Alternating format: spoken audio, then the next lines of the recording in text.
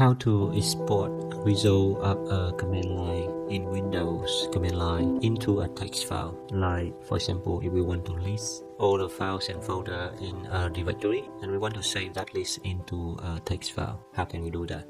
So here I'm in this folder and I also here I'm machine. So I'm gonna call the command line and I got the command line there. I'm gonna put it above there. So what I'm gonna do, I'm gonna call the dir function.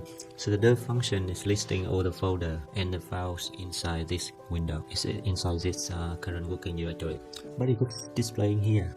So how about I want to save it into a file? So I just call the dir again, and instead of putting nothing, I'm gonna put in this side, and then I'm put in the result.txt, and I'm gonna type in enter.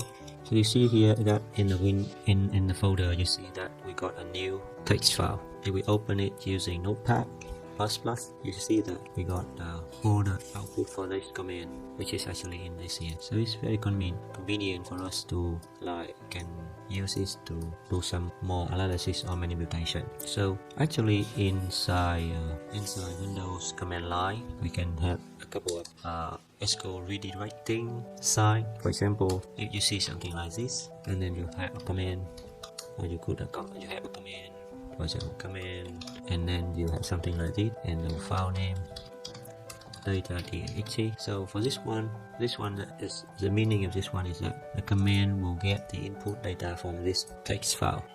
We also get something like this if we have command 1, and then we got CMD1 here.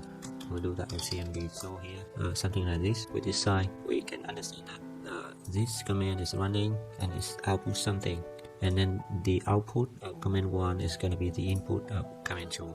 We can also have something like this, this one. So this one is going to be a pen. I think it's going to be a pen to the current content of the file. We can do, for example, in dir, and we can have the result and we can run it.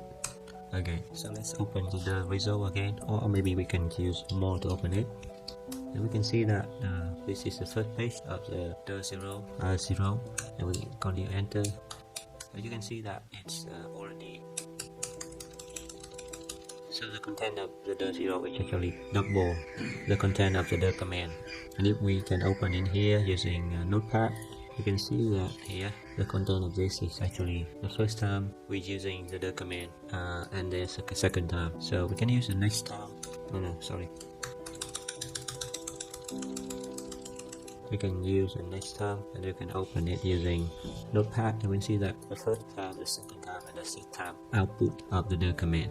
So again, we got this is output for one command to the other command.